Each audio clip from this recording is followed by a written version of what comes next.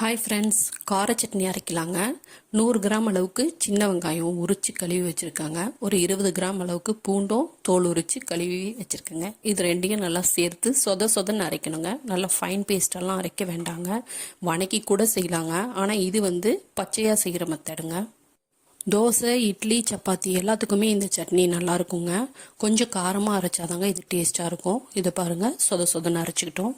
இது ஒரு பவுலில் மாற்றி வச்சுக்கலாங்க. 2 பழுத்த தக்காளி, 4 காஞ்ச மிளகாங்க. நான் கொஞ்சம் காரம் கம்மியாக தாங்க சேர்த்துருக்கேன். நிறையா சேர்த்துக்கிறவங்க நிறையா சேர்த்துக்கலாம், கொஞ்சமாக சேர்த்துக்கிறவங்க கொஞ்சமாக சேர்த்துக்கலாங்க. அதோட கொஞ்சம் உப்பு சேர்த்து நல்லா பெரிய பெரிய பீஸாக தாங்க தக்காளி போட்டிருக்கேன். இதை நல்லா ஃபைன் பேஸ்ட்டாக அரைச்சிக்கணுங்க, ஸ்மூத்தாக அரைச்சிக்கணும். இப்போ தாளிக்கலாங்க.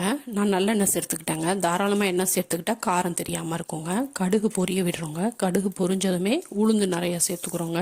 உளுந்து நல்லா செவந்து வரணுங்க. உளுந்து செவந்து வந்ததுக்கப்புறம் கருவேப்பிலையை பொரிய விடுறோங்க.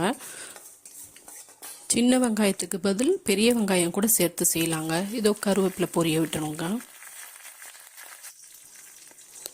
கருவேப்பிலை பொரிஞ்சதுமே அரைச்சி வச்சிடணும் இல்லைங்களா, வெங்காய பேஸ்ட்டு, அதை சேர்த்துக்கிறோம். இது எண்ணெயில் நல்லா வறுக்கணுங்க. வெங்காய கலர் கொஞ்சம் செவந்து வர்ற மாதிரி வறுத்துக்கணும். அப்போ தான் அந்த வெங்காயத்தில் இருக்கிற தண்ணி எல்லாம் வற்றும். தக்காளி பேஸ்ட் எவ்வளோ கலர்ஃபுல்லாக இருக்குது பாருங்கள். இப்போ ஒரு 5 நிமிஷத்துலேருந்து 7 நிமிஷம் வரைக்கும் ஆனால் போதுங்க. வெங்காயம் நல்லா வதங்கி வந்திருக்கோங்க, செவந்து வந்திருக்கும், தண்ணி வற்றி இருக்கும். இதுக்கப்புறமா நம்ம தக்காளி பேஸ்ட்டை சேர்த்துக்கலாங்க. தக்காளி பேஸ்ட்டு சேர்த்த உடனே கொஞ்சமாக, ரொம்பவும் கொஞ்சமாக தண்ணி ஊற்றி அலசி அந்த தண்ணியை சேர்த்துக்கலாங்க. தண்ணி நிறையா சேர்த்தோன்னா இந்த சட்னி நமக்கு வற்றி கிடைக்கிறதுக்கு ரொம்ப டைம் ஆகும். அதே கொஞ்சமாக தண்ணி சேர்த்துக்கிட்டோன்னா சீக்கிரமாக நமக்கு தண்ணி வற்றிடும்.